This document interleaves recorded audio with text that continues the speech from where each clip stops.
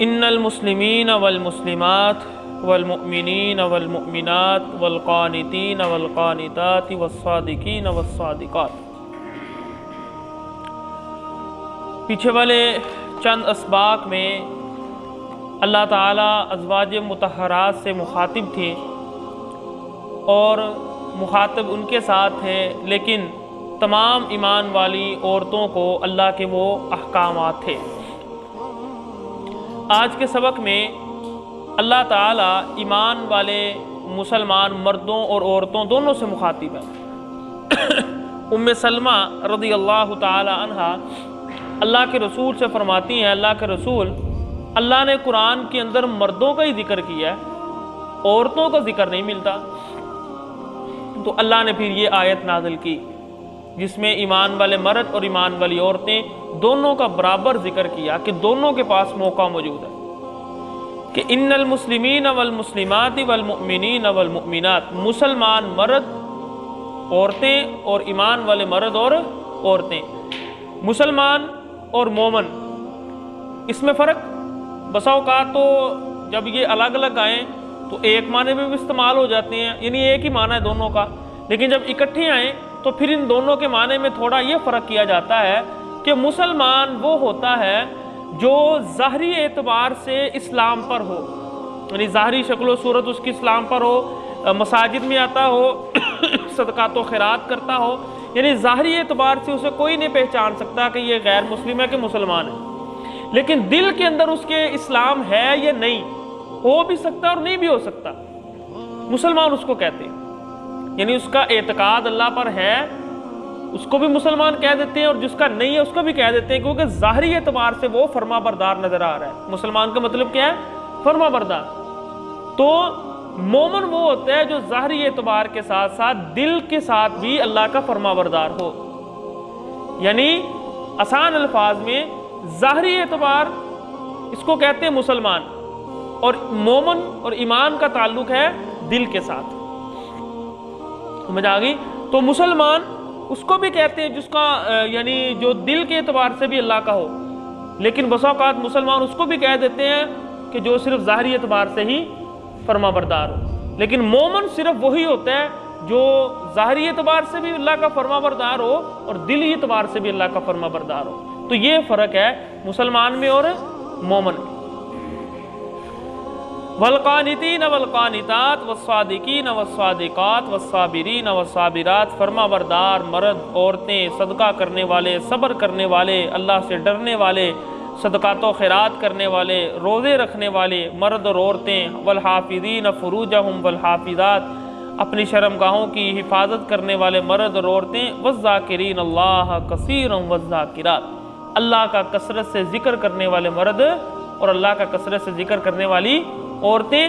کیا ہے؟ اعد اللہ لہم مغفرہ، اللہ نے ان تمام کے لیے بخشش اور اجر عظیم تیار کیا ہے۔ دیکھیں روایت میں آتا ہے اللہ کے رسول فرماتے ہیں کہ میں آپ کو ایسا عمل نہ بتاؤں جو اللہ کے ہاں سب سے زیادہ پسندیدہ ہے، جو سونے چاندی خرچ کرنے سے بھی بہتر ہے، اور اس عمل سے بھی بہتر ہے کہ انسان میدان جنگ میں جائے اور اس کی گردن جو ہے اس کے جسم سے جدا ہو جائے۔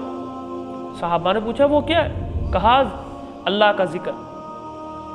اللہ کا ذکر جو ہے یہ اللہ کے ہاں سب سے زیادہ محبوب ہے، اور ایک روایت میں آتا ہے کہ اگر انسان علیحدگی میں بیٹھ کر اللہ کو یاد کرے اور اس کی آنکھوں سے آنسو نکل آئے، اللہ ایسے بندے کو عرش کا سایہ نصیب فرمائیں گے۔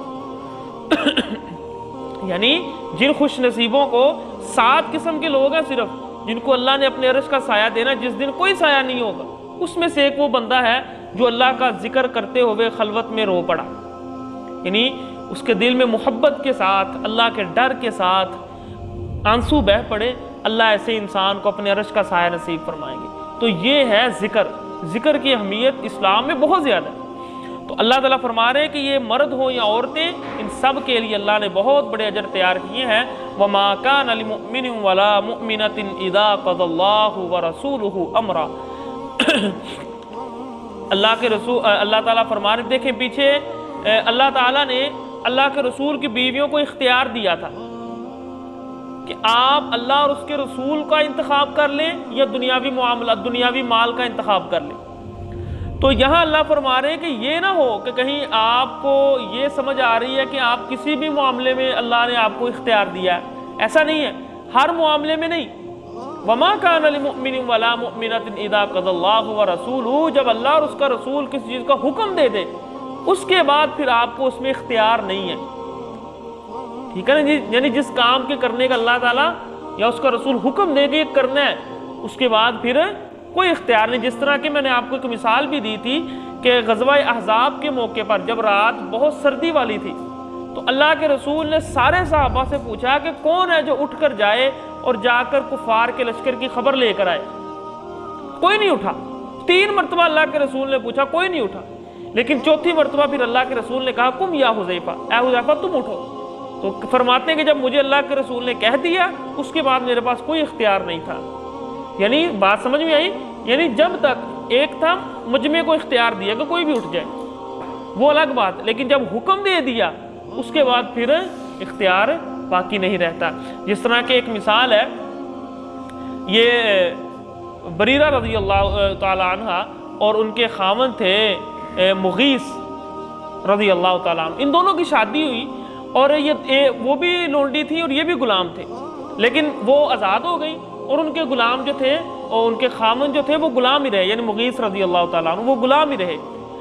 اب ہوا کیا، جب ان کی بیوی آزاد ہوئی تو انہوں نے ان سے طلاق لے لی اپنے خامن سے، کیونکہ وہ غلام تھے تو انہوں نے کہا مجھے طلاق دے دو، طلاق دے کر علیحدہ ہو گئی۔